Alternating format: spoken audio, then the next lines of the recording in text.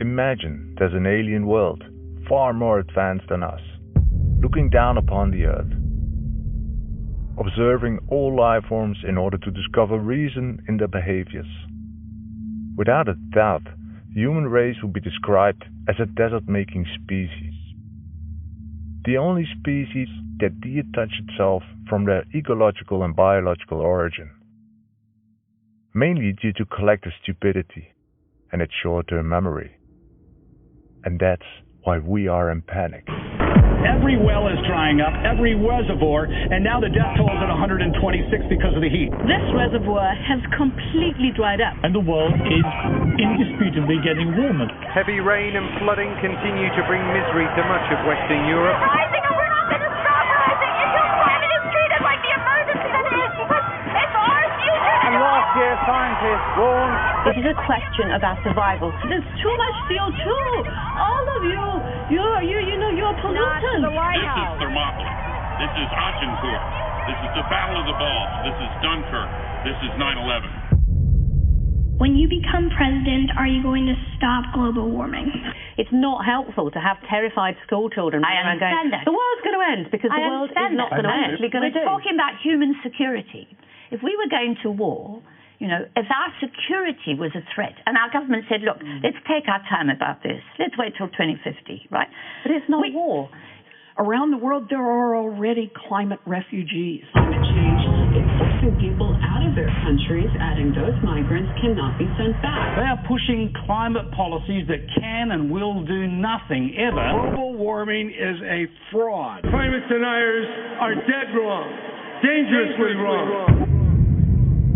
In a time where emotions overruled reason and the battle among opinions reigned supreme, I find hope in the words biologist Bill Mollison once said, "Though the problems of the world are increasingly complex, the solutions remain embarrassingly simple."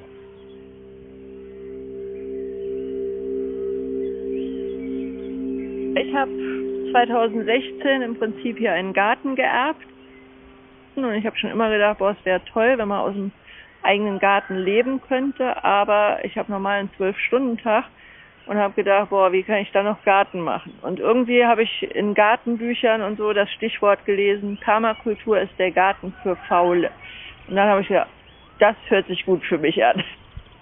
Und was ist das Vorteil letztendlich? In der Natur gibt es zum Beispiel nie unbedeckten Boden. Dann hat es den Vorteil, dass die Bodenorganismen viel besser leben darunter. Da braucht man keinen Dünger zu streuen. Dann hält die Feuchtigkeit besser. Das heißt, ich brauche hier gar nicht so viel zu gießen. Also geht es eigentlich um, dass Boden so viel wie möglich bedeckt wird? Ja, genau, das ist ganz wichtig. Weil wenn man wieder guckt, wie die Natur es macht, also wenn wir mal so ein naturbelassenes Waldstück zum Beispiel angucken, da ist ja auch kein blanker Boden. Wenn wir tief buddeln, haben wir den Boden, dann haben wir alte Mulchschicht von Blättern, wo man schon lange nicht mehr erkennt, dass es Blätter sind. Und dann kommen Blätter, die man gerade noch so erkennen kann. Und dann kommen frische Blätter, die gefallen sind. Und das versucht man hier nachzumachen. Ja. Ich habe schon immer mich gesund ernährt. Das heißt, habe Bio-Sachen gekauft oder sowas. Und trotzdem hatte ich Magnesiummangel. Da habe ich gedacht, wie kann das denn sein? Und dann habe ich mal so die Zusammenhänge hier gelernt und was ich da eben gelernt habe, ist, dass wenn irgendwie ein Dünger gestreut wird, das Magnesium gar nicht so aufgenommen werden kann für die Pflanze.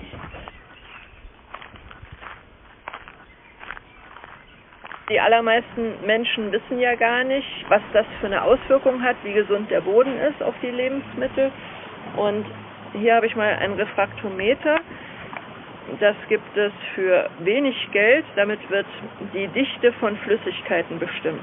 Und da kann man so ein bisschen gucken, wie nährstoffdicht ein Lebensmittel ist. Und ich habe jetzt hier mal eins von den ersten Tomaten aus meinem Garten.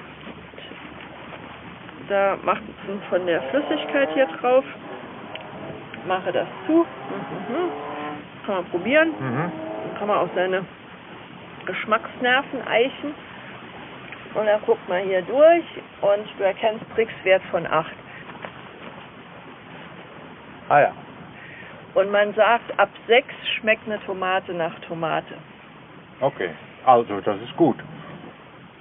So, und jetzt haben wir hier gekaufte Tomaten. Hier ist jetzt eine Biotomate.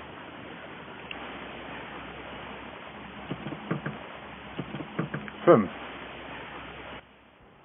Und ich habe dann den Permakultur-Design-Kurs gemacht online, und ich muss sagen, das hat wirklich meinen Blick auf die Umwelt sehr verändert.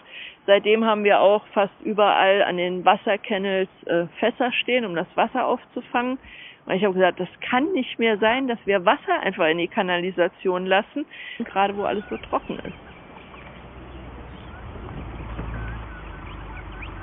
Es führt so eins zum anderen. Permakultur und Tiere.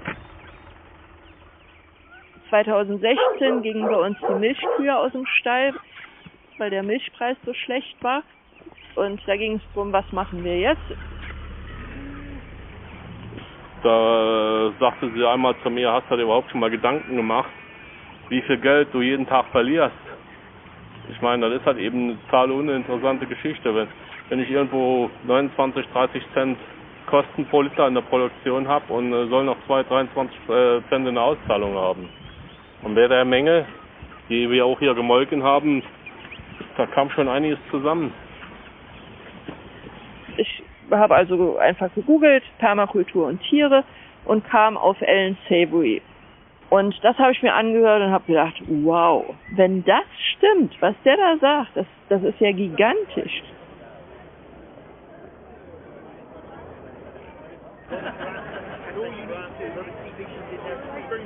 Between the 1st of May and the end of July. That's quite very well.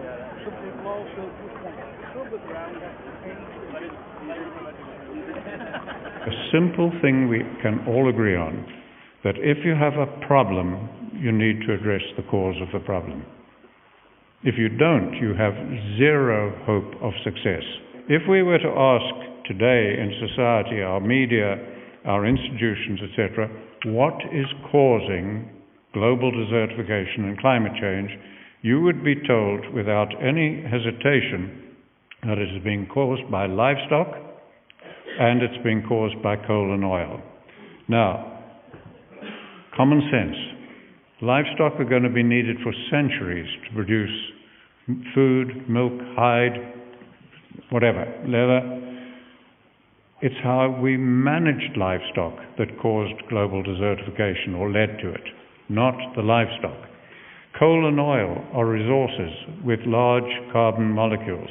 We're going to need them for centuries to produce many products. There's no way in the world a resource can cause a problem. This whole event is about soil health, yes. Right? And what is the narrative? Well, the soil health is what provides food for the world. Farming has been very driven by chemical use, by fertilizers, by chemical fungicides, and the show here is about trying to move that towards less destructive management, trying to just approach this biological farming to see where we can get to. Ja schon, aber irgendwo fehlt mir das Wissen, was muss ich zum welchen Zeitpunkt machen. Ne? Dass für uns schon das Unnatürliche normal ist. Ellen, what is the general feedback to the outside world of your perspective? The reaction of ordinary people is just enormous. People see hope. I'm putting forward two paradigm-shifting, counterintuitive ideas.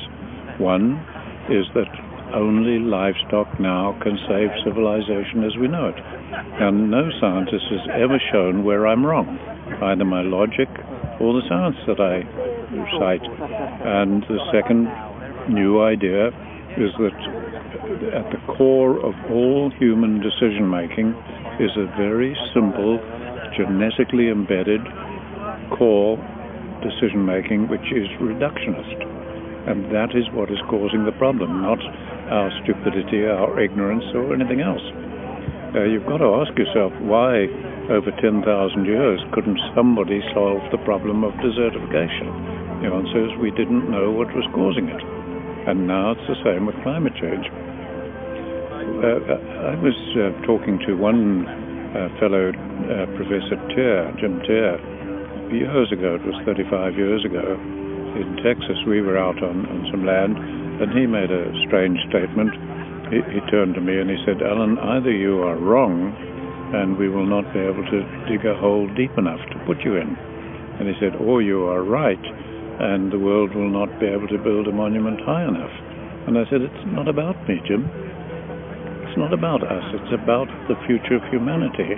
And I said, "What do you think?" And he said, "Well, I'm sitting on the fence." Well, he died sitting on the fence. It's time for people to either destroy what I'm saying politically, get me out of the way and move on, or listen to what I'm saying and let us all move on, because I believe that this is a simple way forward.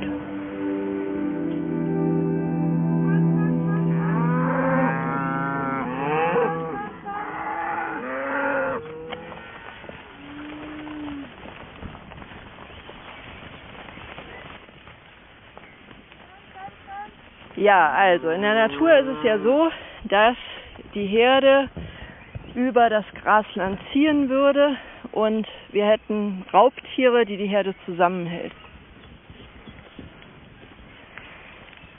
Ich nehme mal an, wir hätten hier irgendein Raubtier, würde man halt sehen, die Kühe gehen alle zusammen und verteidigen sich. Und das haben wir ja nicht mehr in unserer Umwelt. Deswegen machen wir das mit dem Zaun und zweimal am Tag gehen die ein bisschen weiter. Das heißt, somit ahmen wir die Natur mit den Raubtieren nach. Und die Herde würde halt immer weiterziehen, weil das Land davor eben abgefressen ist und vollgeschissen ist und da bleiben die halt nicht, dann gehen sie weiter. Man muss ja auch sagen, man hat ja auch hier irgendwo mit dem niedergetretenen Gras den Effekt, dass der Boden bedeckt bleibt und dass das Wasser eigentlich nicht so schnell verdunstet. Das alte Gras wächst, das sperrt ab oder wird vertrappelt und wird Kompost, sag mal. Das wird Kompost oder Biomasse und düngt im Grunde genommen die Fläche. Man sieht ja im Grunde genommen, da sind ja direkt schon die Mücken drin und die setzen ihre Eier da drin ab. Da wird der Mist, der wird quasi direkt jetzt umgesetzt. Der Effekt ist ja auch für den Rest der Tierwelt ist ja auch da.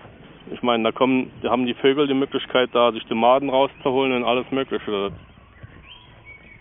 Dadurch werden halt die Bodenorganismen noch gut versorgt. Und die sterben durch die Salze, die mit Kunstdünger drauf gestreut werden, durch Spritzmittel, die gespritzt werden. Sie sterben durch Hitze. Man sieht in der Regel viel blanker Boden. Das sieht man jetzt hier nicht, weil alles schön gemulcht ist. Das heißt, wir versuchen hier die Bodenorganismen florieren zu lassen, sozusagen. Ich meine, man muss sagen, wenn man so die Herde dann über Land ziehen hat, man braucht im Grunde genommen auch weniger Trockenreserven und Winterfutter. Denn wir werden nach dem Motto schaffen, solange es geht, bleiben sie draußen. Also wenn die Trockenheit hier noch 3 Wochen anhält oder so, da sind ganz viele viehhaltende Betriebe am Ende mit ihren Futterflächen.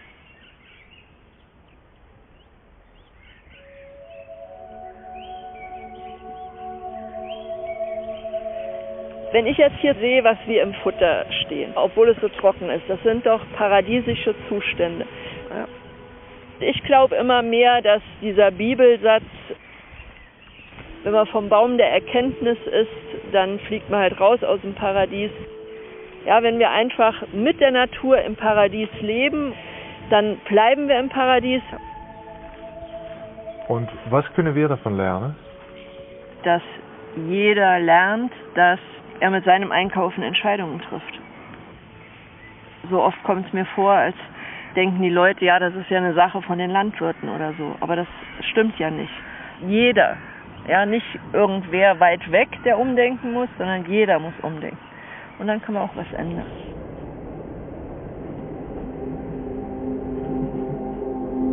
I'm fascinated by the simplicity and at the same time its major positive impact for nature, health and climatic stability.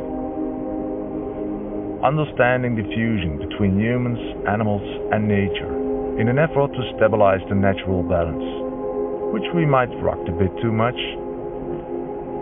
However, there are different future ideas laid out already. Next, scientist and two-time Pulitzer Prize-winning author Edward O. Wilson. From small insects to big ideas, and now a very big one made more urgent by the problems of climate change.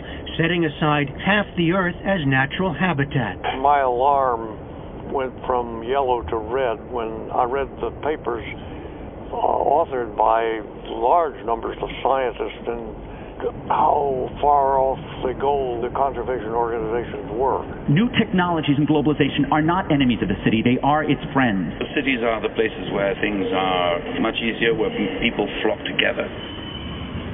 Humans save nature by not using it.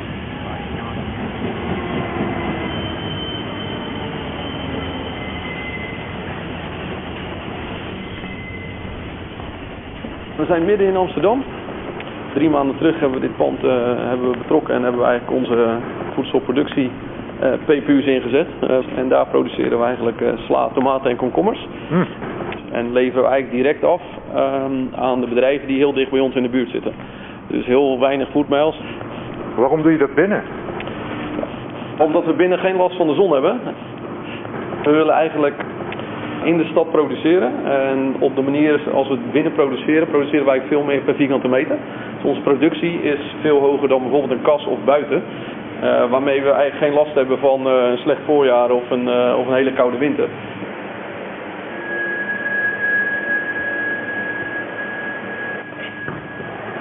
Maar je zegt geen zon? Nee. Je hebt er zon nodig? Niet helemaal. We kunnen met 2 kleuren licht, rood en blauw, kan je eigenlijk het fotosyntheseproces in gang houden van een plant. Waardoor je al die andere kleuren eigenlijk niet nodig hebt en daardoor eigenlijk veel minder energie gebruikt. Dus helemaal aan de andere kant van de unit beginnen we met een net gekiemd zaadje eigenlijk. En dan binnen 12 dagen groeit hij van net gekiemd zaadje eigenlijk uit naar volwaardige slaapplant. En dan hier aan het einde van de unit wordt hij eruit gehaald en dan oogsten we. We zijn hier begonnen met sla, tomaten, komkommers en verschillende soorten kruiden. Maar we hebben inmiddels ook bananen en ananassen en dergelijke gedaan. En dat zou ook op zo'n manier gebruikt kunnen worden dat je er geen eindproduct van maakt. Maar dat je bijvoorbeeld een jonge bananenboom produceert in een unit en hem daarna eigenlijk in de buitenlucht neerzet. Waardoor je een veel betere start hebt. Daar zou het ook voor gebruikt kunnen worden. En dat hebben we al meerdere malen op die manier gedaan. Maar op termijn zou je eigenlijk gewoon het hele palet wat in de supermarkt ligt, zou je natuurlijk in de units kunnen gaan produceren. Dus je creëert hier de natuur een beetje na? Ja, we lopen hier in een PPU, een Plant Production Unit, waar we eigenlijk alle omgevingsvariabelen die voor de plant belangrijk zijn, controleren en ook regelen. En dat we in een afgesloten ruimte zitten, kunnen we alle verschillende parameters, zoals licht, temperatuur, vocht, CO2, luchtsnelheid, kunnen we allemaal precies regelen. Waardoor de plant eigenlijk altijd de omgeving heeft die het lekkerst vindt op dat moment. En ik zie geen grond, zonder aarde? Of dat... Klopt, ja, we telen hier zonder aarde. We telen hier op steenwolblokken.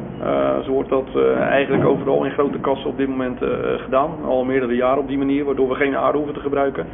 En dit gedurende langere tijd kunnen gebruiken. En het houdt het water vast op de manier die eigenlijk perfect is voor de plant. Dus we zeggen wel eens dat in de aarde zitten zoveel voedingssupplementen. Waar haal je die dan vandaan? Die geven wij eigenlijk met het water mee.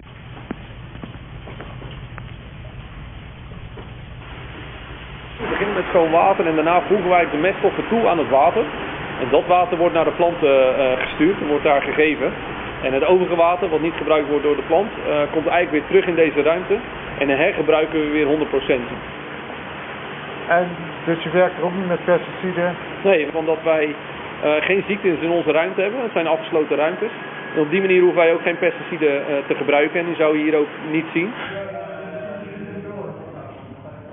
Het enige water wat wij gebruiken is het water wat in het product zit en wat weggaat. Dus een buitenteelt nemen heb je daar soms tot 250 liter per kilogram voor nodig. Dus 250 liter water nodig om een kilogram van een product te produceren.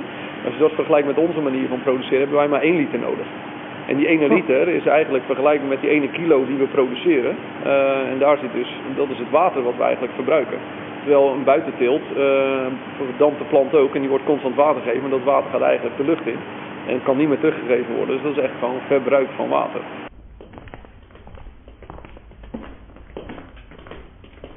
laten we het een container noemen, zou je in de Sahara van Ethiopië kunnen neerzetten en je zou mensen daar eigenlijk per direct kunnen voorzien van eten. Ja, exact. Ja, wij zouden dat dan niet in een container doen, dat is eigenlijk te klein, waar je eigenlijk dan naar moet gaan kijken, oké, hoeveel mensen wonen er in dat gebied?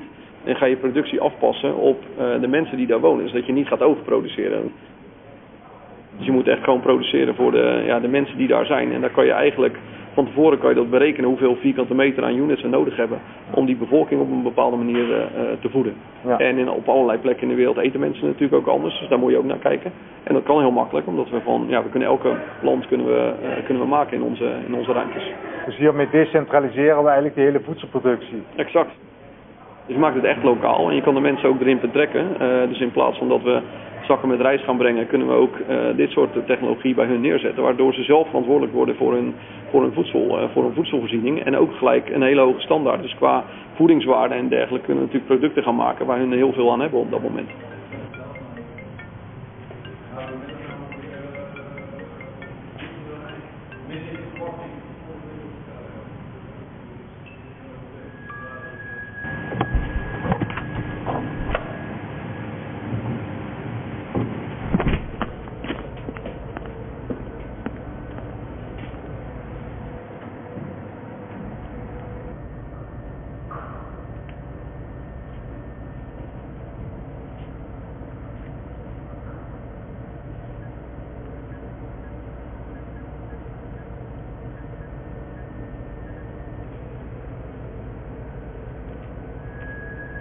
This is strange. We left the soil, the sound of nature, the moving sunset, all in an attempt to regulate our needs. Artificial food born in the matrix to serve efficiency and security. Not a bad idea. Strange though.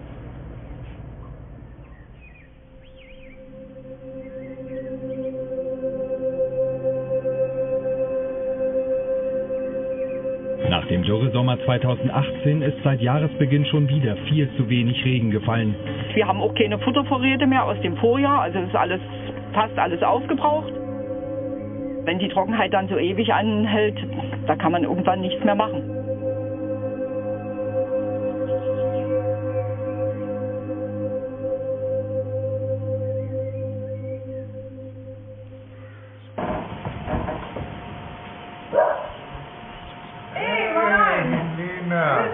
Grüß dich auch. Ne? Ist der Holländer zu Hause? Ja, er kommt gleich. Perfekt. Willst du einen Kaffee? Lecker. Lecker.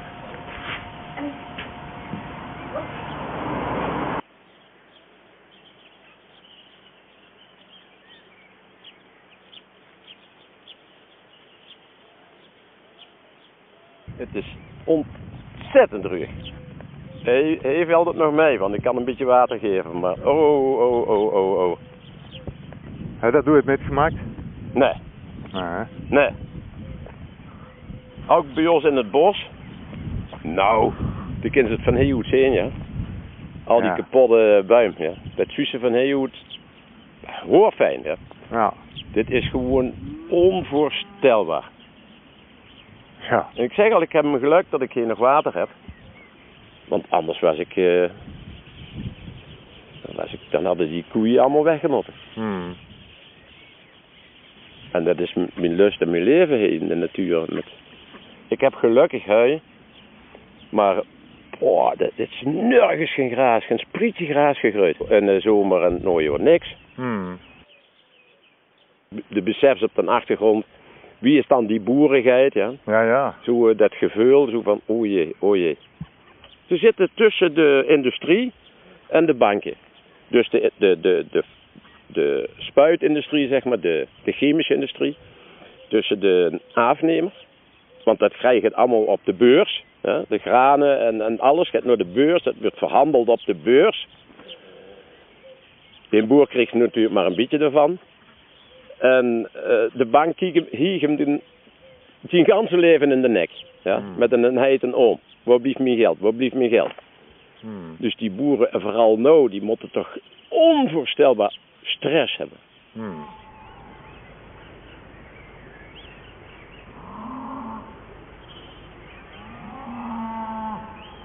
Jetzt sind wir im September, gab es jetzt noch keinen nennenswerten Regen und du hast dann keine Erträge. Aber du bist Milchvieh?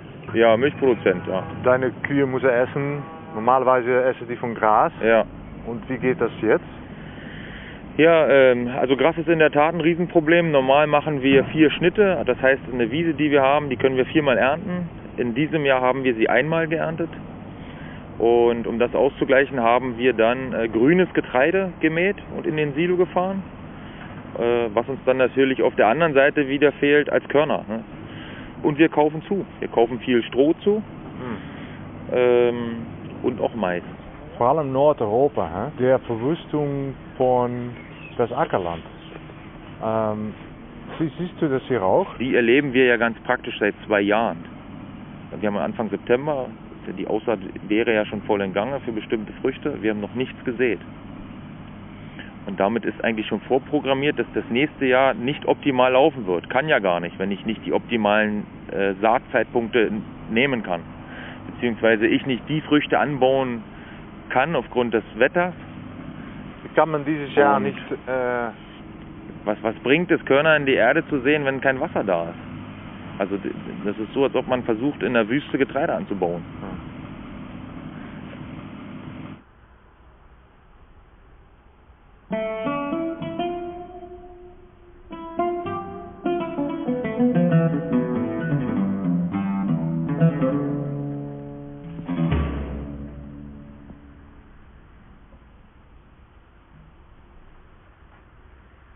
Hallo? Hallo? English. Hello? Hallo? Just a moment.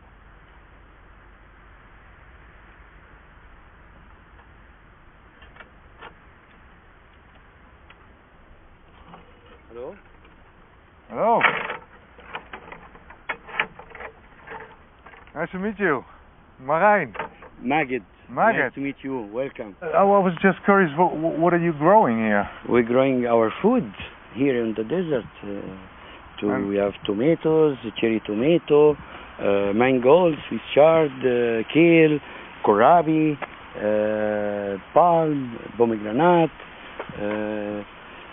bell pepper on the left. Come!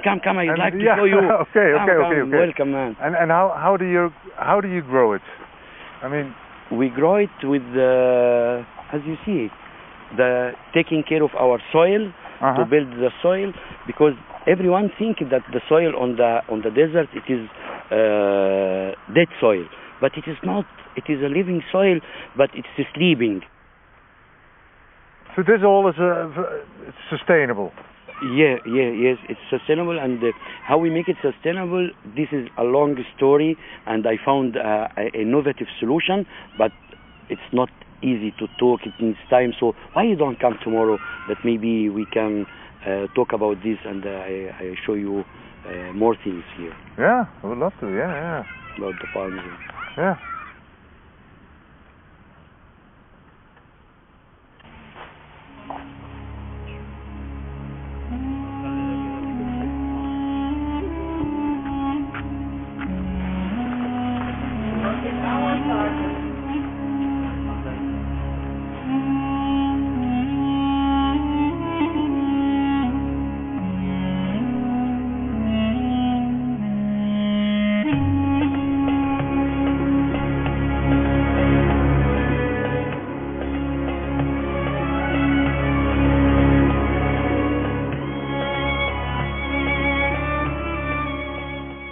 These are all different tomatoes. Different types of tomatoes. You have broccoli, pepper, chicory, pepperoni. Smell it. Oh yeah. Take one.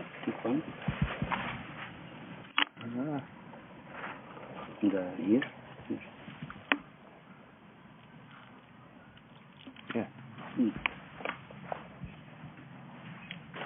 Oh yeah. Oh. Not us, but maybe. How do you irrigating it? Where do you get the water from? From the well. I show you. the water from the sea and the water from the rain. We pump from the well to the tank on the left, and then from the tank we use the drip irrigation system.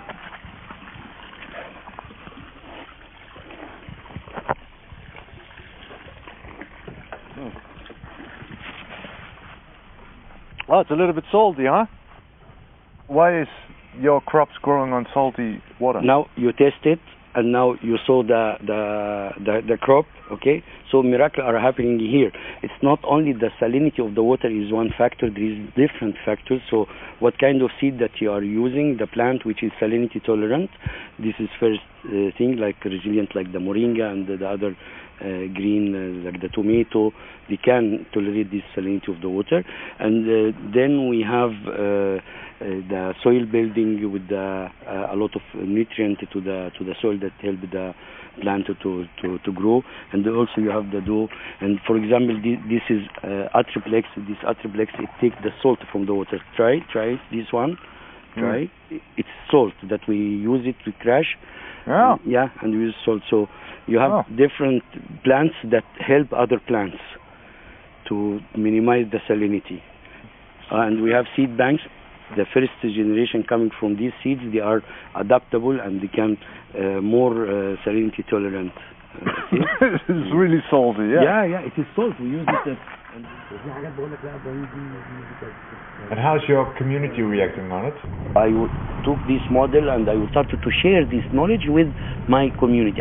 We have more than 10 backyard Bedouin women food gardens. Plus we have 12 farmers that they have their own camp, like the model of Habiba. Totally we are 75 farmers. So you're mixing the jobs and tourism, agriculture. Yeah. It's just we can work for tourists. You have money, good. You can make for him that. And after tourists, nothing. We eat from this, no problem. This is nice. This is good. We'll make this first. You have money, we can make like that. And after we can eat a little bit. Maybe 1 year. So is help. For some, you understand, we like women there. We make tomato, we make anything. We have 7 farmers that we make every Sunday, collect the vegetables from us to put it inside a green box and deliver to the hub. Yeah. So there is no shop in between. It's going directly from the farm. From farm to door. We need to feed 7 billion people in this world. Imagine that we all do the same what you're doing here.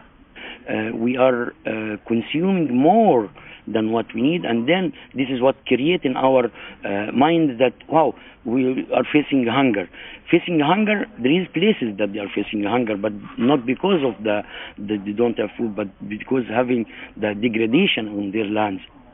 The Egyptian civilization, how it started beside the Nile, and then Egypt was the food basket for the Roman Empire. Unfortunately, nowadays, we import a big part of our food, and this is something which I don't like, I don't want, because we are destroying our environment, and things coming from Australia or coming from state. So I'm inviting whoever can to cultivate part of his food. If he is not capable to do so, he go to partner with a farmer. If he is not capable to do that, at least he go to support a farmer by buying his food, not from the shop, not from the supermarket, but going to the farmers, to give them back the dignity and the importance, and to be thankful for every farmer on this earth.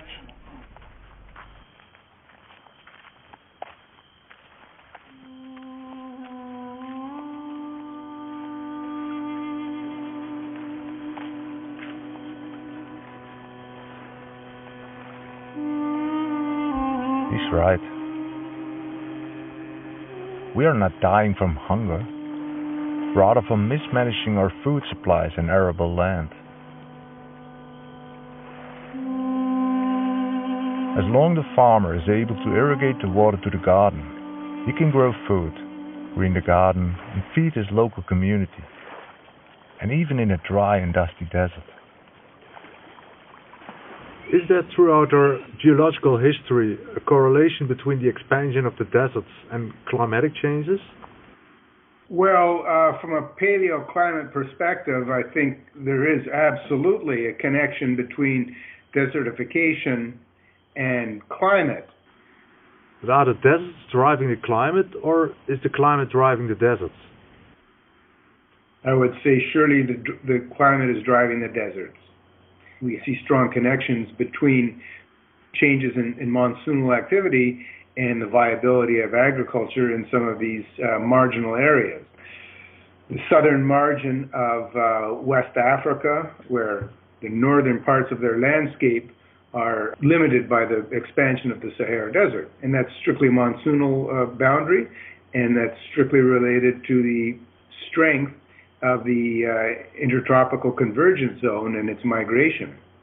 So what is scientifically providing the energy for our climate? It is the sun which provides the energy for our climate. CO2 is a secondary effect.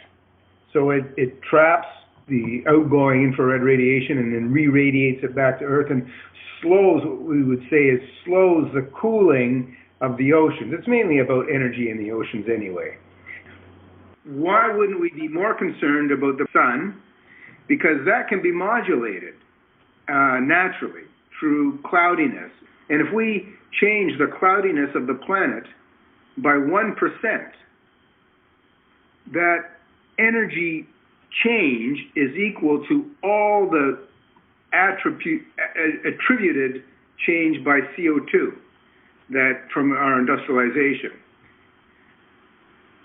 When we look at the paleoclimates, which we have very good records of, never do we see a correlation with CO2. CO2 can be very high and we're going into an ice age. It can be very low and we're in the middle of an interglacial or hothouse Earth. It doesn't seem in the geological record to have any impact on climate.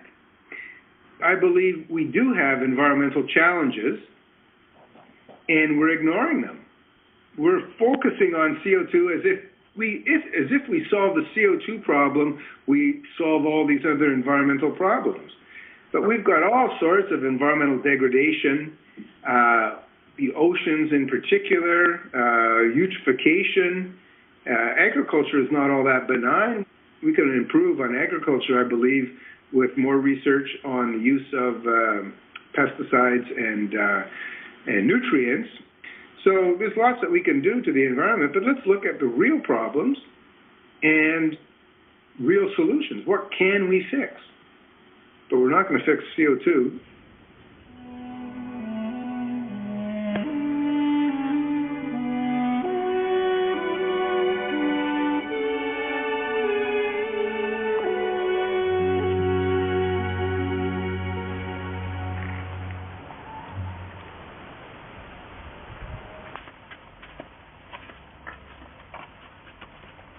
You see what nature was, and you're trying to copy from the nature. Nature exists before us, millions of years. So why we have to invent the wheel and to put all the pesticide and to find the difficult solution? I went to the easy solution, which is rebuild your soil, treat your plants, see your environment, try to mimic the nature. And this is now what I'm going to leave behind me. It's food security for generations to come. I don't want to leave for them money. I want to leave for them a rich soil. That from this rich soil, they will be the richest persons on the world.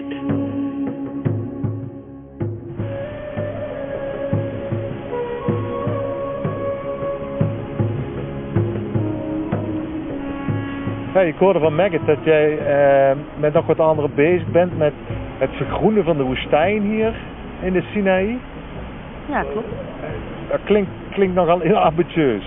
We hebben een vraag gekregen vanuit de generaal van Egypte over iets wat we konden bedenken voor Bardi Lake. Omdat de ecologie daar kapot begint te gaan, omdat het heel erg zout is en heel erg ondiep. En dat is een meer? Dat is een meer in het noorden van de Sinaï. En toen we daar naar aan het kijken waren, kwamen we eigenlijk tot de conclusie dat als wij de Sini zelf vergroenen, wij regen genereren voor een heel groot gebied en een betere waterconditie voor een nog groter gebied. Waardoor we hebben gezegd, daar gaan we voor, want dan kan heel Noord-Afrika wellicht groen worden. Heel Noord-Afrika? Nee, de locatie van de Sini, in combinatie met de sedimenten die in het meer liggen, kunnen zo'n groot potentieel betekenen voor de wereld. Maar doordat je zegt, we reactiveren het meer, zeg je dan dat het hier ooit groen is geweest in die woestijn waar we nu zitten? Ja, onze theorie is dat dat zo is geweest, ja. 7000 jaar geleden geloven wij dat het groen was. En dat het toen kapot is gegaan door menselijk handelen. Nou ja, kijk, als je... We hebben satellietbeelden. Dit is de Sini en hier is dat meer. En je ziet hier al het hart, hè, met zijn aderen, wat rivierbeddingen zijn geweest. En aan de hand van zo'n foto zijn we ook met een X-ray gaan kijken naar het gebied. Ja, en dan zie je gewoon hoe het als een soort hart ooit geklopt heeft. En dat willen we weer aanzetten.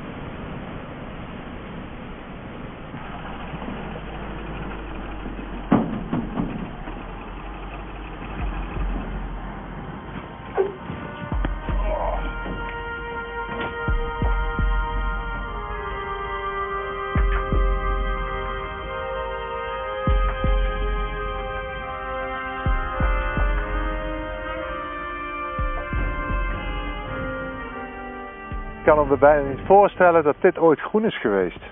Ja, en toch. Die rivierbeddingen betekenen gewoon dat daar ecologie is geweest, natuur is geweest, lopend, stromend water. Dus dit is gewoon allemaal levend geweest. Hoe kan het dan dat het nu woestijn is? Ja, het is hetzelfde als wat de mens nu doet. Onze theorie is dat 7000 jaar geleden de mens hier agricultuur heeft gedaan, zoals wij dat vandaag de dag ook doen. Monocultuur, begrazing van vee. En ze hebben gewoon meer van het land genomen dan dat het land te geven had. Waardoor met regenval er van die mudslides zijn ontstaan. En met erosie is al het sediment meegespoeld naar de lagere delta van het vruchtbaar materiaal eigenlijk. Het frucht. Je ziet het vandaag ook op het nieuws, hè, dat er van die hele modderstromen naar bergen afkomen. Wall of mud and debris tore through the Arizona desert today. Deadly mudslides tonight in California. Mudslides and floods killed at least 379 people in Brazil. 8 people are confirmed dead, at least 18 others still missing this morning. They're telling us that foundation right there, it had a house on it. That house is now over there. Several people have died. Dozens are still missing. The mudslides power down hillsides north of Rio. They say the ground simply might have become unstable after recent rains. En dat is hier ook gebeurd 7000 jaar geleden. In natuurlijk meerdere momenten.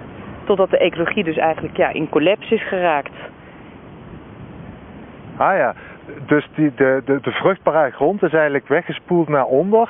En waar is dat nu? Dat is de delta ingegaan. En in de delta heb je een meer wat precies op de rand met de zee ligt. Dus eigenlijk een lagoon. En dat meer was 20 tot 40 meter diep vroeger. En dat is nu 1,5 meter diep. Huh. Dus daar is dat geërodeerde materiaal is daar ingespoeld. Met ook zand en zout zit erin, et cetera. Maar daar zit het organisch materiaal zit daar ook nog steeds in. Ah ja. Dus het organisch materiaal bagger je uit en leg je feitelijk weer terug op de plek hier waar het vandaan kwam. En het organisch materiaal kun je in eerste instantie gaan gebruiken ook samen met helophytes. Dat zijn speciaal planten die tegen zout kunnen. En die dus ook zout uit de bodem halen.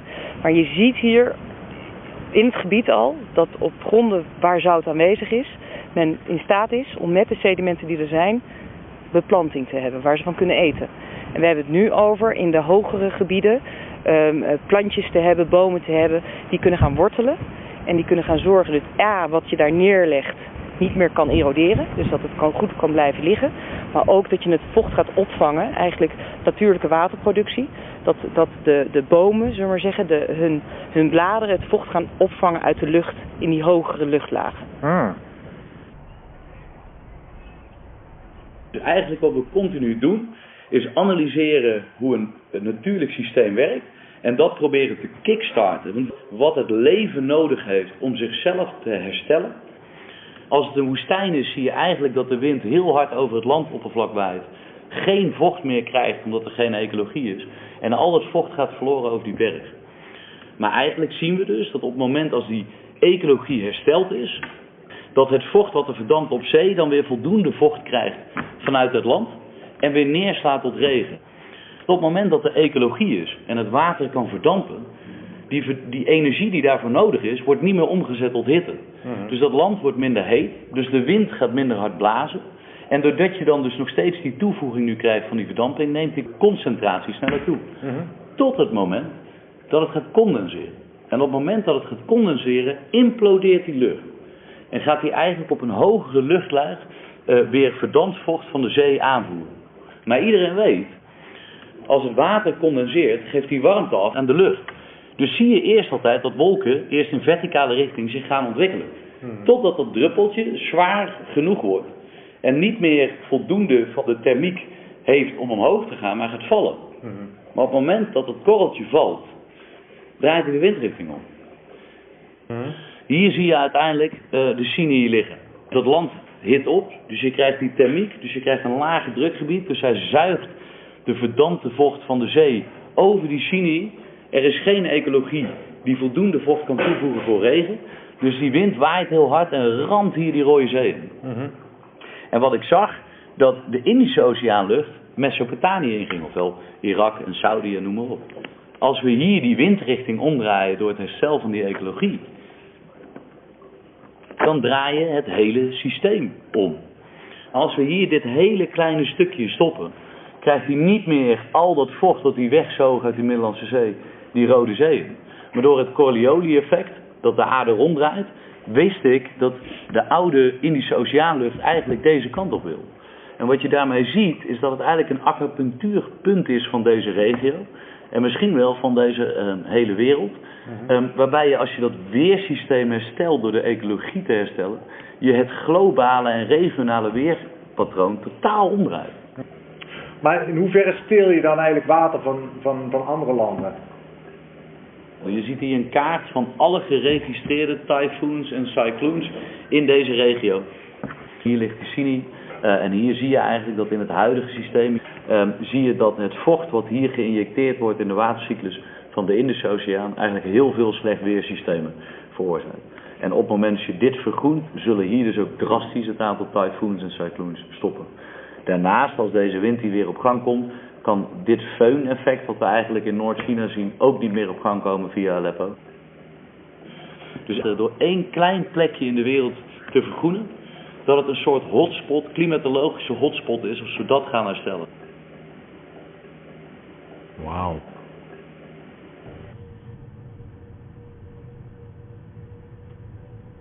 So we are able to reset nature back to a certain time, to practically give humanity a second chance. Another example is the array of technologies, often referred to collectively as geoengineering, that potentially could help reverse the warming effects of global climate change. Lasers now could one day manipulate rain and lightning. We physicists are firing trillion-watt lasers into the sky to actually precipitate rain clouds and actually bring down lightning bolts. Some people have grown tired of waiting for Mother Nature to bring relief and have decided to try and take matters into their own hands. This is Craig's job, firing chemicals into the clouds in a controversial attempt to modify the weather. You could actually spray sulfuric acid in the stratosphere 20 kilometers over our head and use that to stop the planet warming up. There are currently more than 47 countries, more than 150 cloud seeding programs going on as we speak.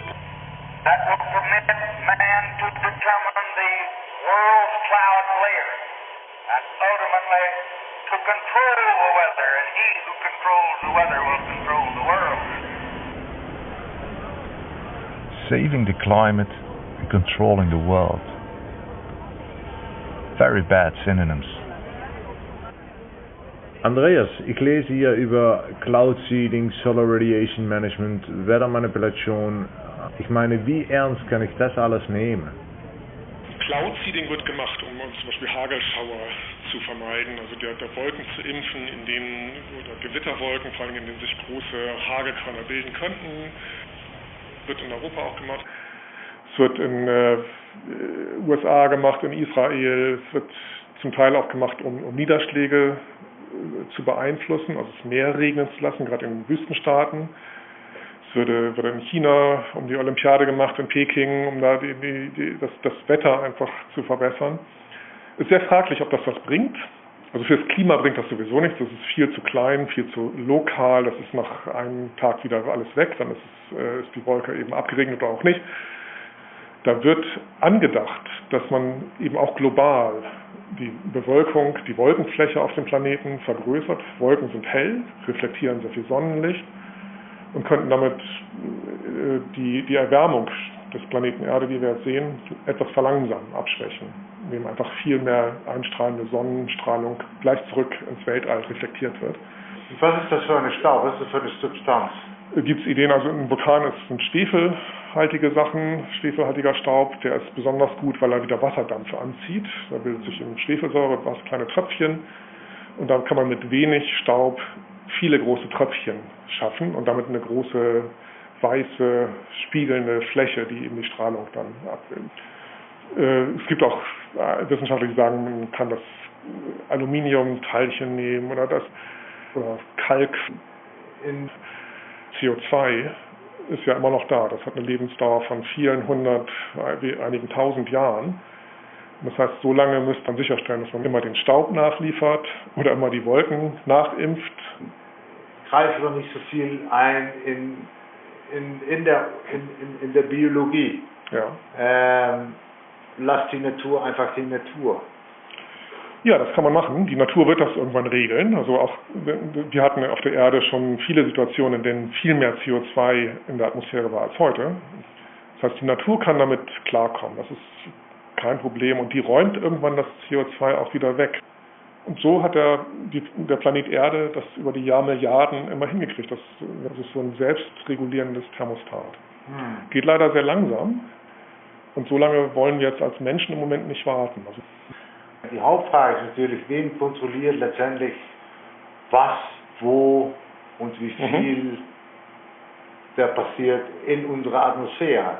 Und wem gehört das Klima?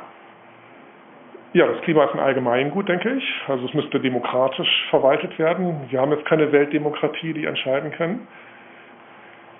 Wenn man jetzt in dieses Climate Engineering, also Strahlungsmanagement vor allen Dingen reingehen würde und sagt, irgendjemand ist jetzt ein Mensch, der entscheidet, wie warm, wie kalt wird es, dann sind wir sofort alle unzufrieden, weil wir denken, Mensch, warum hat das jetzt heute hier so doll geregnet? Oder der Landwirt denkt, warum hat das heute nicht geregnet? Mist, da ist irgendjemand schuld. Und sobald wir wissen, da ist jemand schuld, dann schlagen wir uns in die Köpfe ein. Und ich glaube, das wäre eine Welt, in der ich nicht gerne leben möchte. Und in der ich wahrscheinlich die Menschheit insgesamt unglücklicher wäre.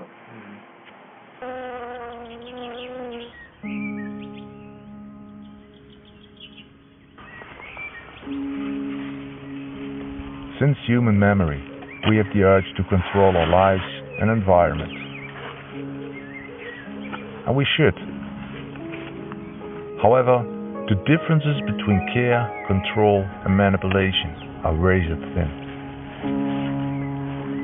Climate computer models became the premise of policies against the so-called global crisis. It's a risky business, where the future has been determined by spreadsheets rather than observations. And he who controls the model controls the outcome.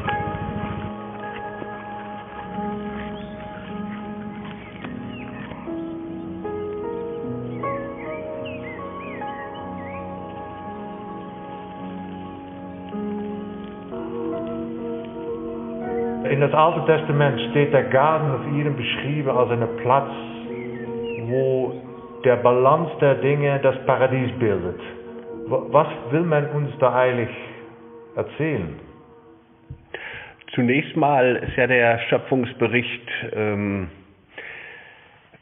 handelt von dem Schöpfer, der Himmel und Erde, die Pflanzen, die Tiere und die Menschen geschaffen hat Und das sagt uns eben auch, dass in allem, was lebt, eben dieser Schöpfer auch da ist und dass man eben ein großes Miteinander auch hat.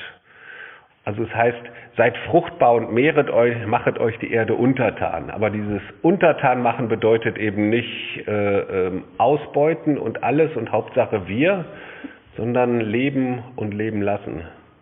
Also es gibt von Albert Schweitzer ein schönes ethisches Prinzip, das sagt, ich bin Leben, was leben will, inmitten von Leben, was auch leben will. Also das ist eigentlich damit auch gemeint mit dem Paradies. Leben und leben lassen, dass es eben allen gut geht, nicht nur uns Menschen, sondern auch den Tieren und Pflanzen. Gerade dadurch, dass ich in Nordnorwegen gelebt habe, wir hatten da wirklich Gletscher in den Bergen. Wir haben wirklich gesehen, wie es zurückgegangen ist und wir haben auch gesehen, was das für Schäden in der Natur hinterlassen hat.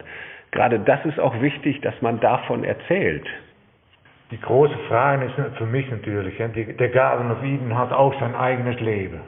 Jo. Und der macht das, was er will. Manchmal wird er kälter, manchmal wird er wärmer. Muss man der Garten of Eden stoppen? Oder wo ist der Balance? Das ist schwer, oder? Das ist, weil man kann sagen, ja, der Gletscher zieht zurück. Das ist die Natur. Wir müssen wieder dahin kommen, dass wir auch sagen, man muss auch der Natur den Spielraum lassen und sie auch leben lassen und nicht bei allem gleich heftigst mit technischen Mitteln eingreifen, sondern auch mal gucken, kann sich die Natur also vielleicht auch selber helfen.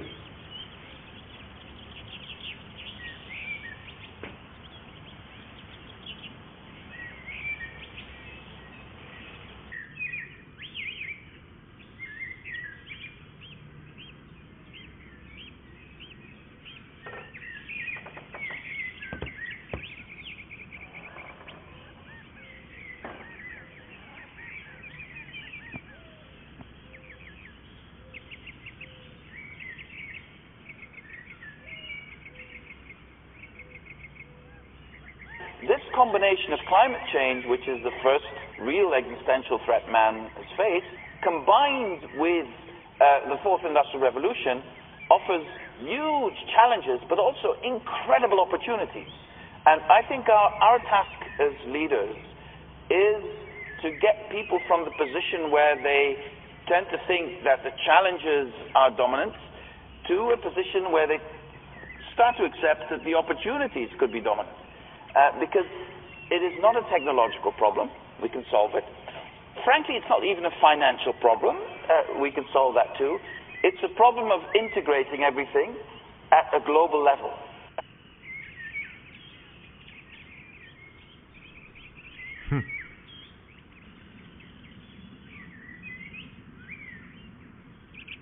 It's a problem of integrating everything at a global level.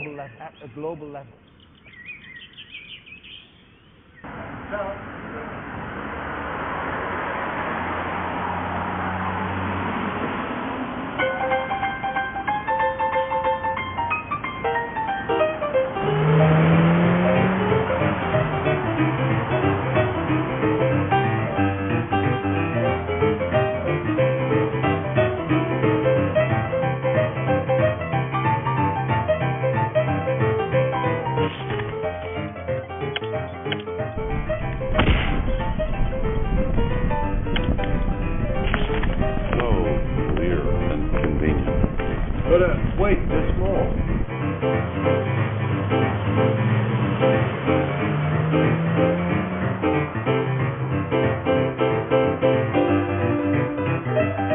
The scientists warn us we have a global emergency. CO2. If we do not take action, hurricanes. Number one threat. The ice on Greenland is melting. Ice melting at record levels. The polar bear is in danger. The devastation, the destruction is impacting frontline communities. By putting more CO2 into the atmosphere at a rate that is too fast for human beings. If we don't take action, the world is going to end in 12 years if we don't address climate change. Much of the natural world is on the horizon. We are here because our parents crashed Are polar bears in danger? At the moment, no, they are not. In fact, polar bears are thriving. We don't know how much humans are influencing climate and whether it's going to dominate in the 21st century. How dare you? You have stolen my dreams and my childhood.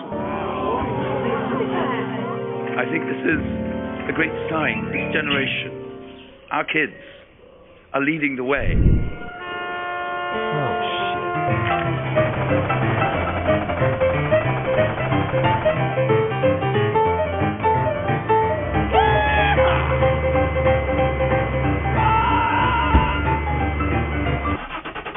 Are these going to save the planet? Maybe. In 1,000 years. Good gravy. Good morning, San Francisco. It is a chilly start to our day, much colder compared to yesterday morning, and a gorgeous start.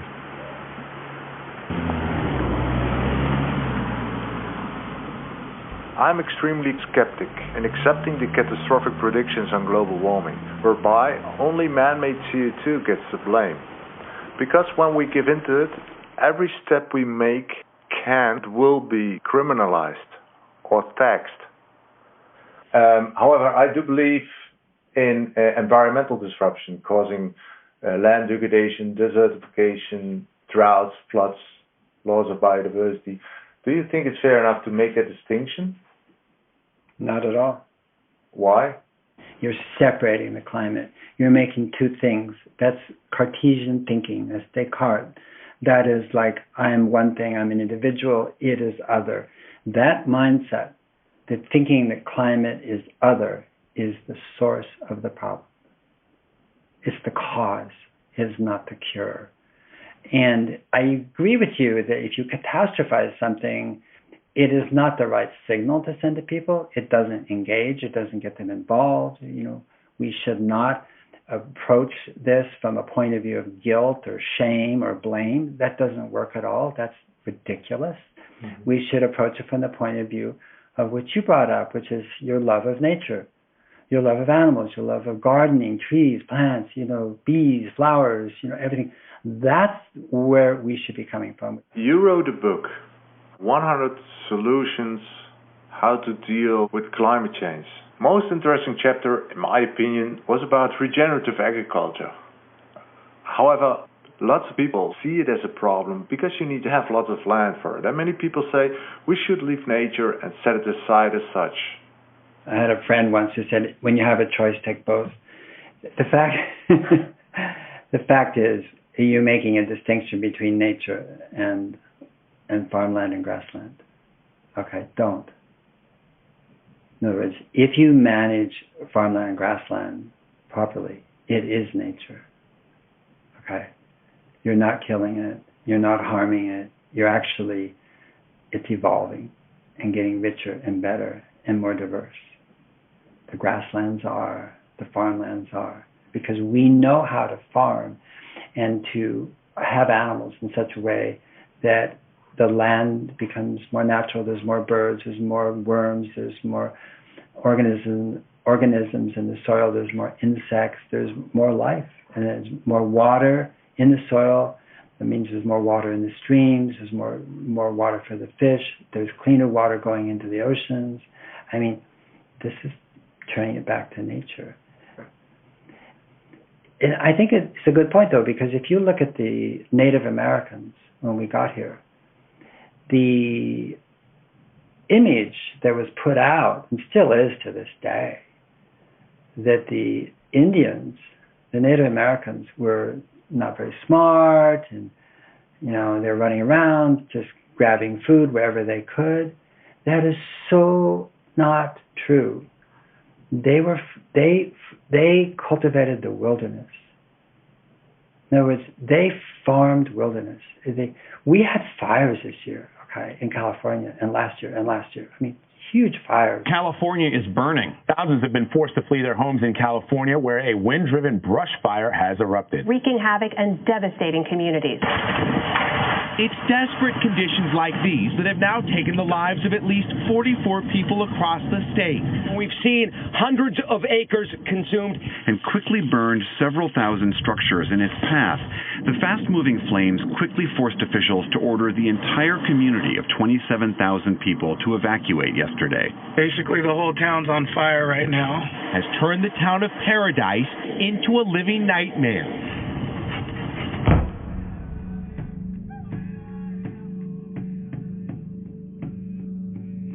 The Native Americans would make sure that when the branches broke or something, that they would take them away.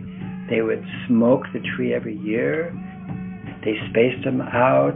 The animals had grass in between. They would burn. They would use fire ecology sometimes to burn the grasses, which, you know, in the Buffalo Commons, the grasses in the Buffalo Commons were 10 feet tall, perennial tall grass prairies, you know, huge herds of buffalo. Native Americans co-evolved with the grasslands and so on. So what they did is make ecosystems more productive, more diverse, more life-giving, more food-giving. But in the case of California with oaks, they didn't burn down. If there was a fire, the grass burned. The trees stayed. And now all the trees are burning because there's 200 to 400 oak trees per acre because nobody cultivated that, you know, that wild forest.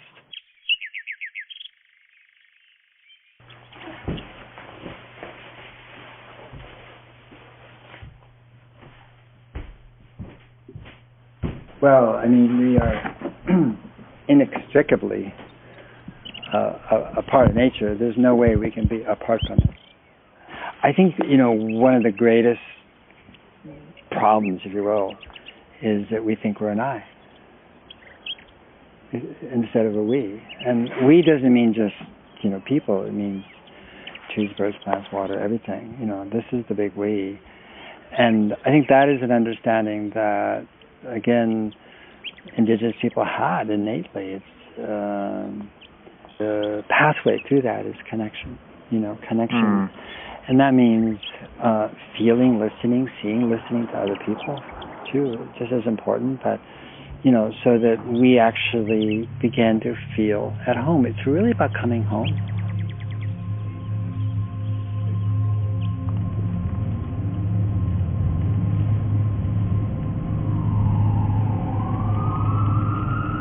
It's about coming home. That's right. It's about coming home.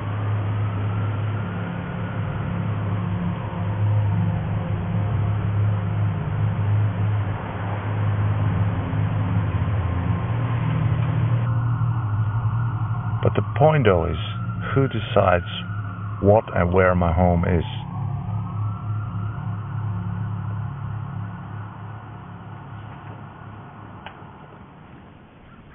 This was an oyster farm. This is a farm just like any other farm within this zone of the seashore.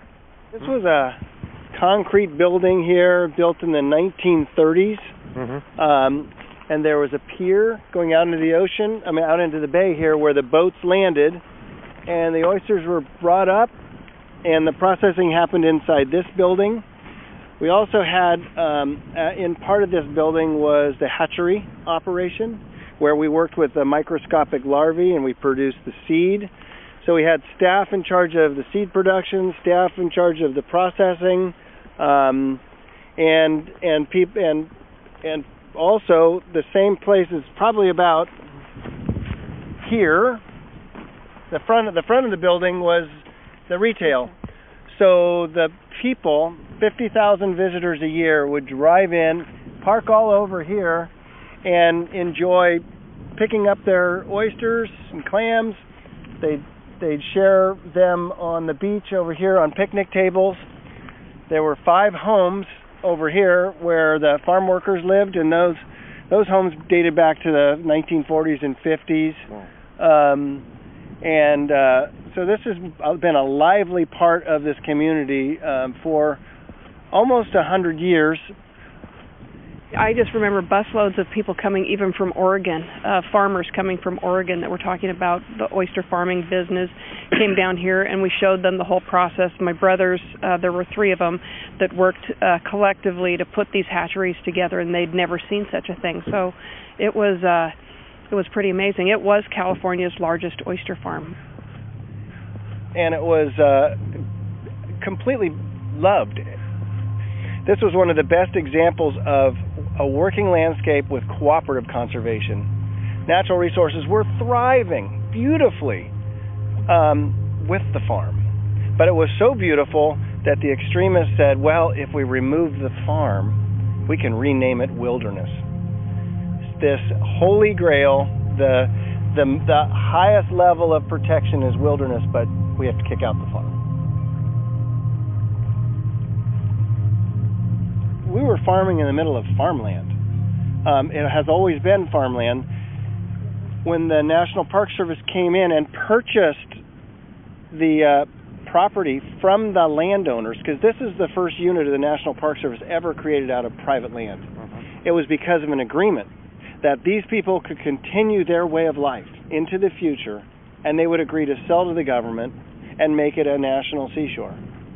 50 years later, people don't like the agreements. They will use natural resources, they'll use wildlife, they'll use endangered species, and they actually just pull from a box, because if one of those arguments starts to fall short and they can't make those arguments productively, they'll just change their argument. The only common thread is they want you out. And it's frankly fake to say that, oh, because of your impacts to this particular species, it was somehow harmful to that species. See that little harbor seal? Oh yeah. When it in fact had no impact at all on that species, none. The National Academy of Sciences, the Marine Mammal Commission, looked at a broad suite of natural resources and our impacts and said there's really no reason we can't coexist. They just shifted the argument. Oh, well, it's this other species. Our legal defense for the work that we did to try to save the farm, the legal expenses were north of $7 million.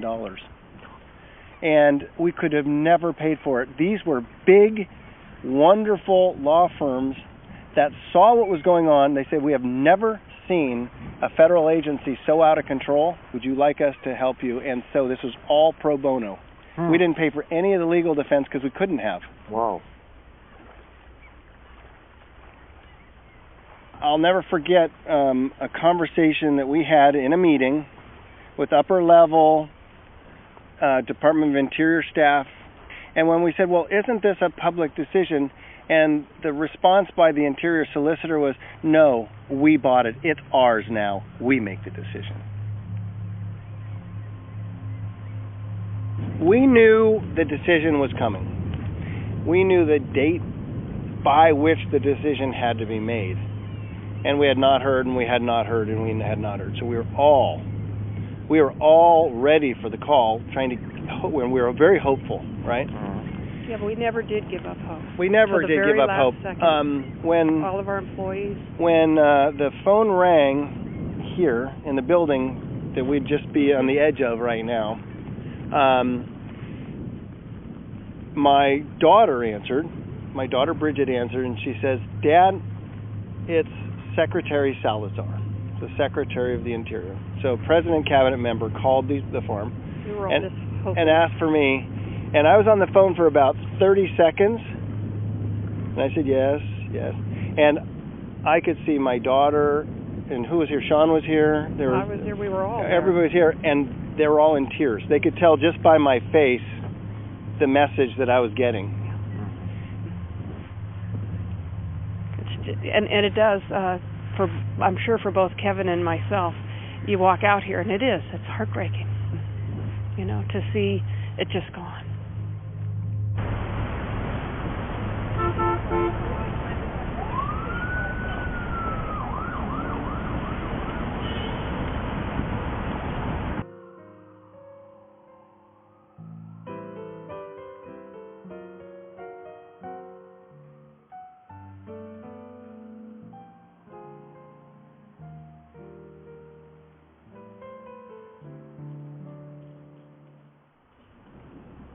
I spent 30 years as an appraiser of real property for the California Department of Transportation. I was a district branch chief, and I testified in court on land value and land use.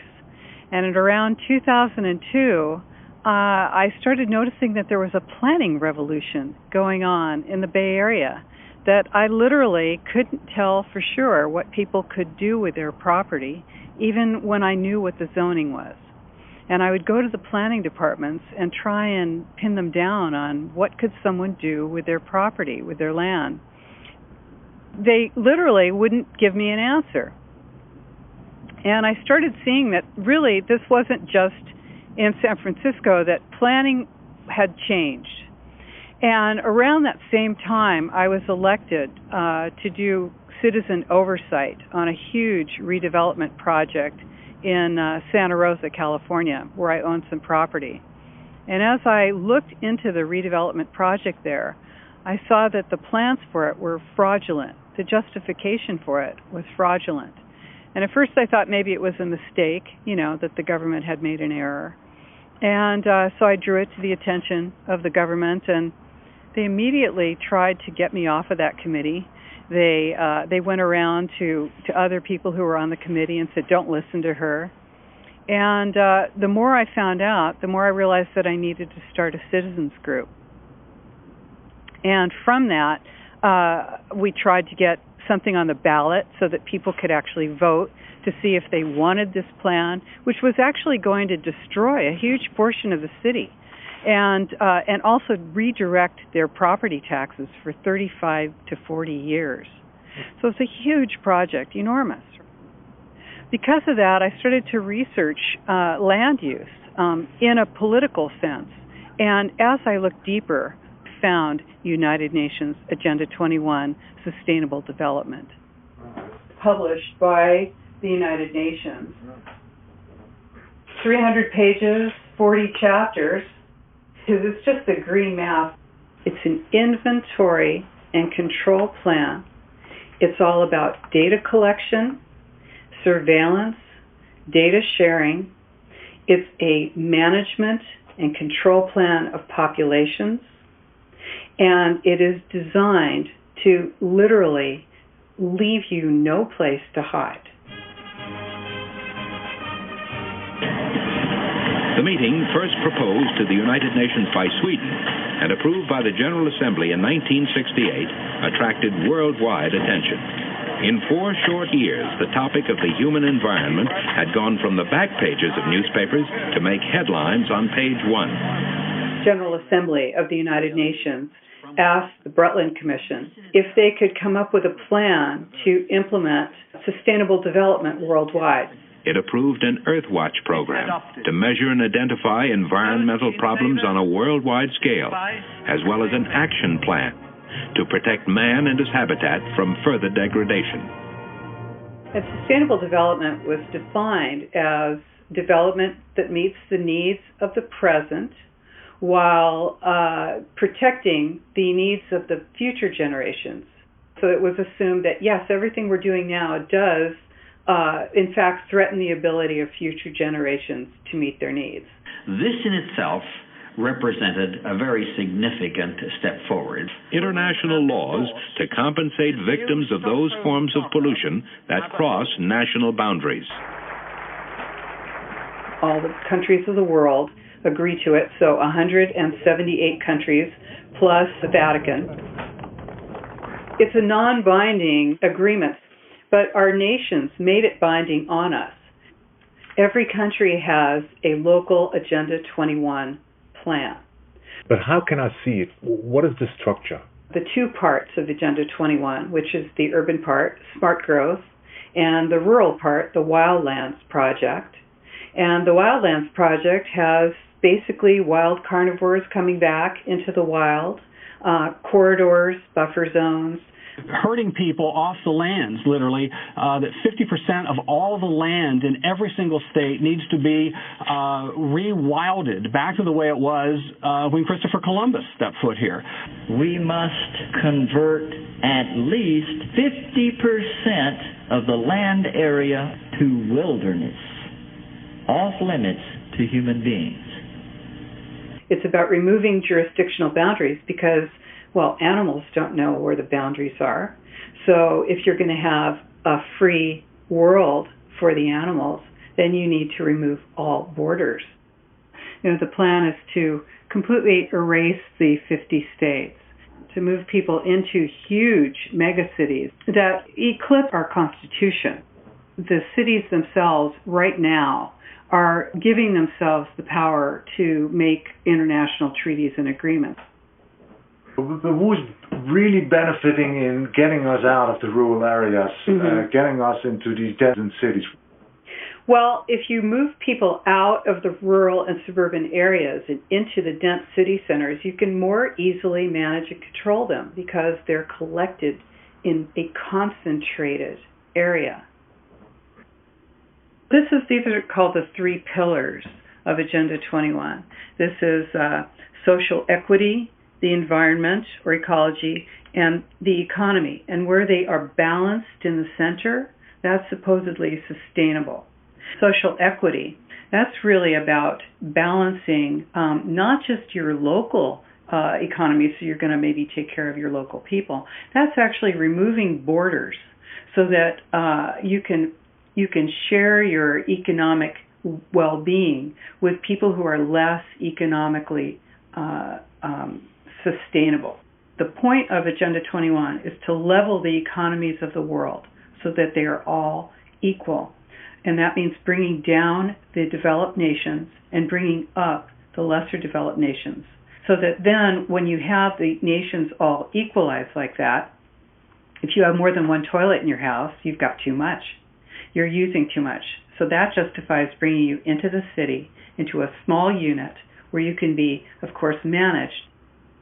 It's a corporate totalitarian plan so that they can move their goods without any restrictions on borders, so that there's no boundaries, no border restrictions, no regulations, so all laws are harmonized, and then you can literally have no stops on corporation. Then they can lower wages, they can move populations when they need to move workers. It's bigger than any other plan that's ever been proposed in the entire world. Of course, the Nazis tried, but they did not have the technological capability, and neither did the Soviets, and neither did, of course, the Communist Chinese. But the difference is that now they do. In order to make a plan like that work, you need terror, and you need technology to spread the information everywhere.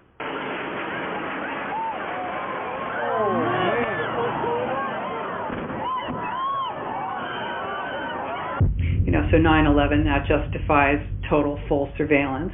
And climate change justifies, getting everybody out of their cars where they have individual mobility and getting them out of the rural areas where they use too much water, too much energy. I actually think that they want to create the new Garden of Eden that would be off limits to most human beings. When your food can be grown essentially in a parking garage downtown, where they're with hydroponics and other systems, there won't be any need to go into the rural areas.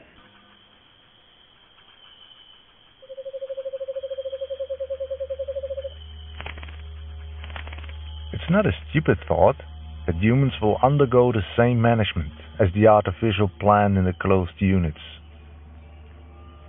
Collected, regulated, efficient and obedient.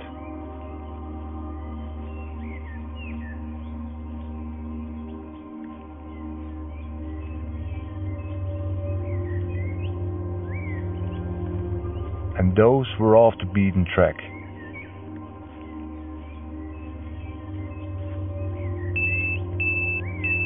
Red warning, you are in a no-go zone. Please turn around.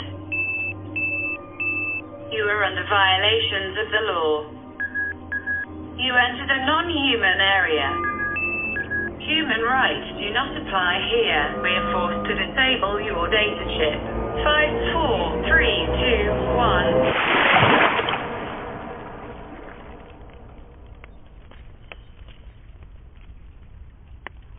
This is frightening. when politics are no longer downstream from culture and using climate change as a tool to erase farms, cultures, communities and states. It's becoming a challenge, and almost a courageous act these days, looking through the political mist into the real world with the real challenges, where often solutions are against all odds, but simply forgotten through the test of time.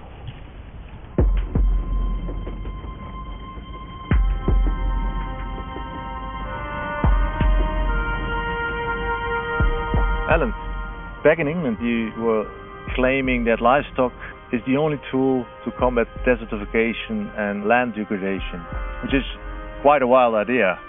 How did you come across that idea? With great difficulty. Right. And I started in areas like this. These were wonderful areas when we set them aside as future national parks. So when I was a young man, this was beautiful. Now it's, as you can see, virtual desert. And I was studying this problem, totally unable to correct this with the wildlife alone, no matter what we did. You see that here. You're in a national park, and it's some of the worst habitat destruction for humans and wildlife that we have in this country. When the soil is bare like this, most of the rain runs off, getting to the ocean, or it evaporates out of the soil, increasing atmospheric humidity, both of which aren't good for climate stability. But this might be a stupid question, but what are the animals eating? God knows. They're eating twigs, they're pulling trees down, they're picking up litter, dead plant litter. There is no grass to graze.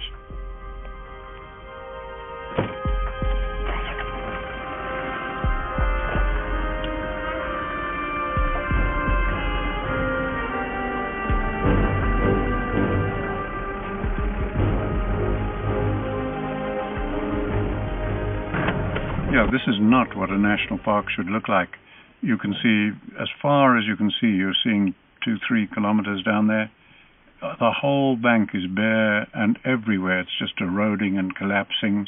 Look at the big trees, hundreds of years old, that have collapsed and fallen into the river, and many others have washed down, gone. There are no reed beds, there are no bushbuck left. All the birds and the mammals and everything associated with the reeds and the riverine growth have all gone. And that's the best of management that the Western world knows how. We have to change management.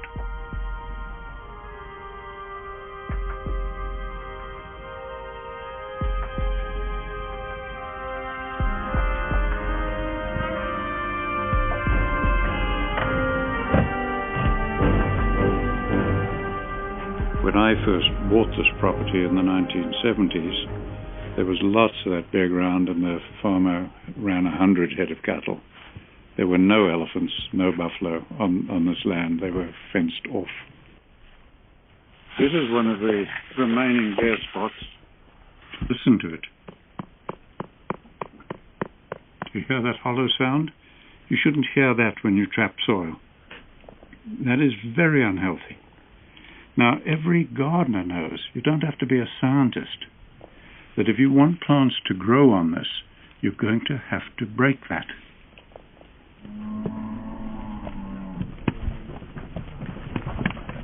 Livestock with their hooves, if you change their behavior so that their hoof action breaks us. Now you've got a tool that can do that year after year and get the grass growing, as you're going to see all over this property. Grass is now beginning to grow because we used the livestock to break that surface and get the plants to start growing.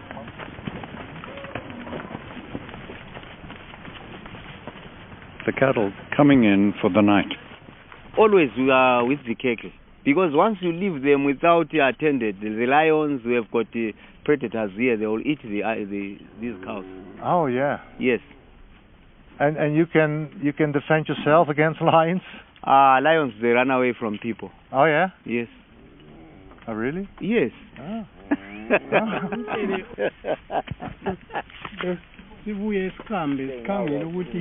When we are going to live here, all this soil will be fertile. It will be all fertilized with cow dung and urine, this place. After 2 weeks, we moved the crows from here, we moved to that side. Again, 2 weeks again. Then after there, then we move again down that side. Yeah. Where we're going to stay again 2 weeks. Ciao. See you. Good sleep. Watch for the lion.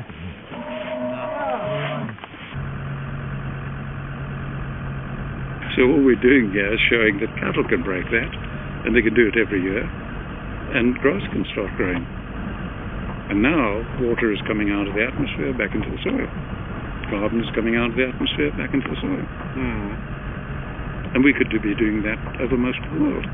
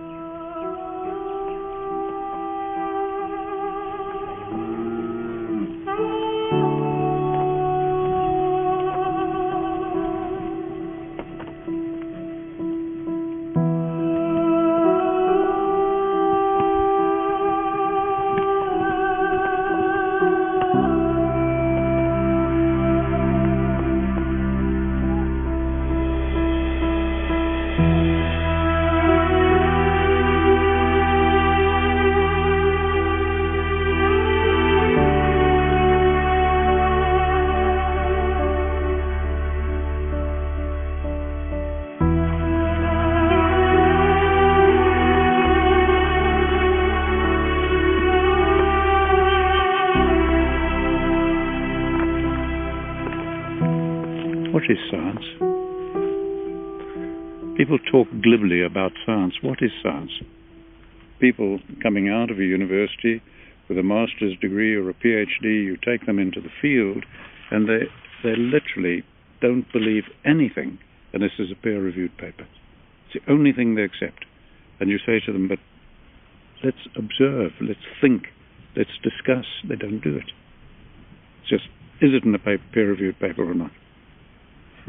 That's their view of science. I think it's pathetic. Gone into universities as bright young people, they come out of them brain dead, not even knowing what science means. They think it means peer-reviewed papers, etc. No, that's academia. And if a paper is peer-reviewed, it means everybody thought the same, therefore they approved it. An unintended consequence is that when new knowledge emerges, new scientific insights, they can never, ever be peer-reviewed. So we're blocking all new advances in science that are big advances. If you look at the breakthroughs in science, almost always they don't come from the center of that profession. They come from the fringe. People see it differently. The finest candle makers in the world couldn't even think of electric lights. They don't come from within. They often come from outside the breaks.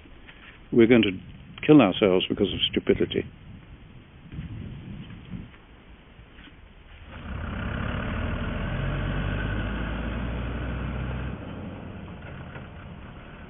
You are a trainer here at the Alan Savory Institute, right? What can you change with that holistic approach in communities? Degrading land has been troubling communities, especially they don't have forage for their livestock, water shortages, and so on. And now, when we introduced the idea of holistic management, at first people were resisting, but those who took the idea, then they noticed that the grass was actually growing, and also in some places, even rivers started flowing again.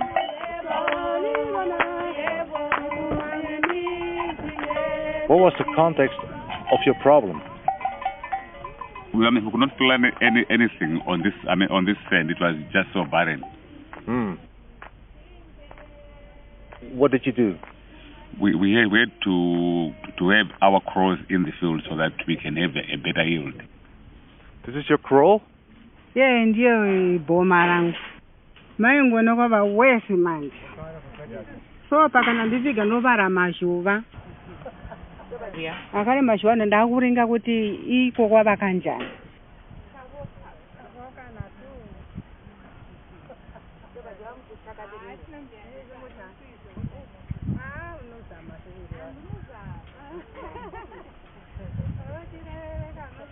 Before we started, it was so bad that. What do you mean bad? How does bad look? You know, they would get. Very little. Yield, very little. Food.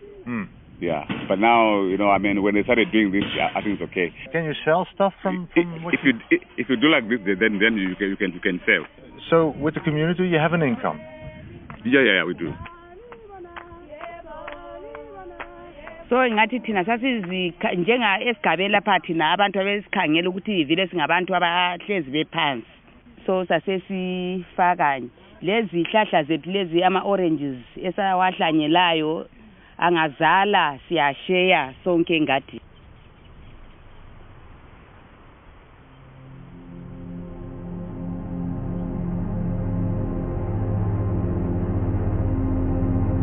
This is inspiring.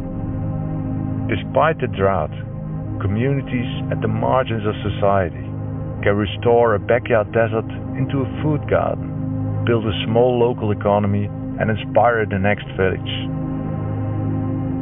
I think it's all about giving the local farmer the right knowledge and responsibilities instead of governmental consensus-based subsidies.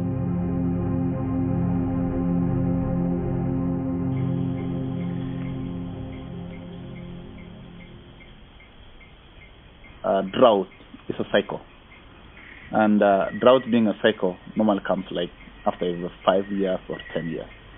But currently we are complaining of dry season and blaming the drought. Dry season is just about management. If you fail to manage your pasture, the moment it rains, you can have the same amount of rain, but because of poor management, the response of the land will really not be effective the way it should be. So we end up having less pasture, not because of the drought, but because of the way we've managed our pasture. The pasture have disappeared, and so the rain cycle is no longer effective. So we end up saying, oh, we had a bad year, we had a drought. Well, it's not a drought, it's just a dry season, but you've mismanaged your resources. That means less pasture, that means you link it with drought. Is it due to monocultures? Well, an aspect of monoculture could definitely be there, but also the way we don't give plant a recovery period.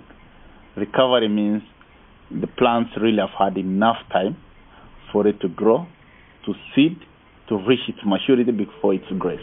And that's one thing that people fail to understand.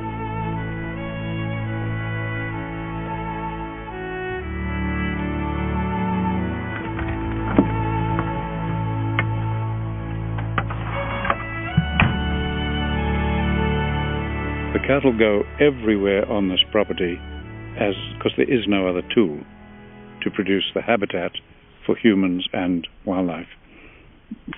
The leaves on the trees are dying and falling off. The tree is removing its own leaves. So when the rains come, after 8 months of no rain, the light can reach the buds and the tree can grow more buds. No grass can remove its own leaf. The grasses co-evolved with millions and millions of large animals that help the grass by removing the leaf. So its sun could reach the growth points. Now, if we didn't have the wildlife, all this patch would be dead by now.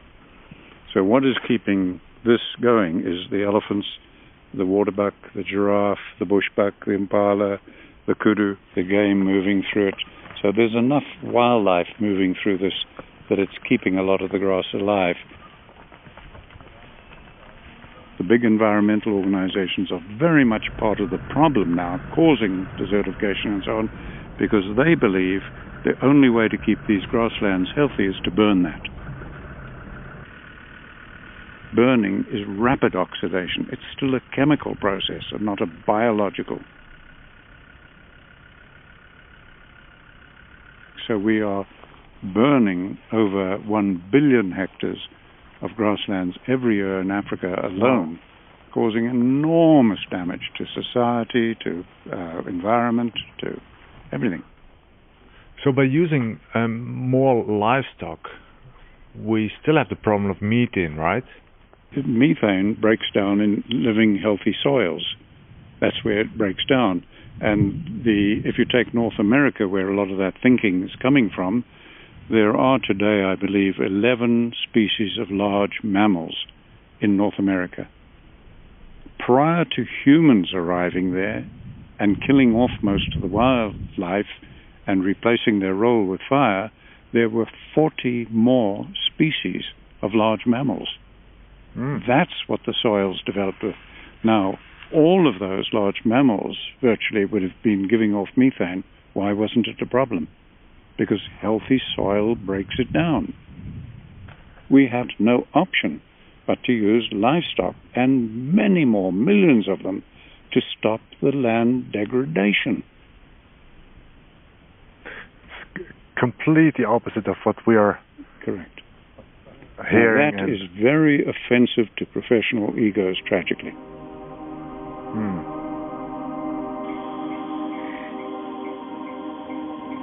Institutions can unintentionally become stupid. As Ellen says, you can put thousands of brilliant people in a group, but because of the policies, fear of offending, political correctness, prestige, geopolitics, funding interest, they make compromises and do stupid things. The real change is not coming from institutions or governments. It can only come from the bottom, from within the communities. That's where we are. Herding people off the land, literally. This holy grail, the highest level of protection is wilderness, but we have to kick out the farm. Lots of people were trying to survive. Into the dense city centers, you can more easily manage and control them. It makes no sense to spread seeds on concrete and then expect anything to come from that. We need to wait for the rain. If you manage farmland and grassland properly, it is nature. We need to wait for the rain, a thing we have no We're control growing over. our food here in the desert. Ich bin Leben, was leben will, inmitten von Leben, was auch leben will. Climate change has been polling. So generally speaking, you can believe the observations and you don't have to believe the theories. Let's look at the real problems and real solutions. What can we fix? But we're not going to fix CO2.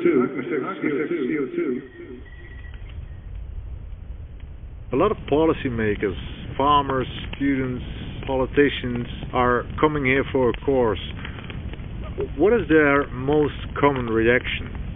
The commonest reaction from all of them was, oh my God, this is just common sense.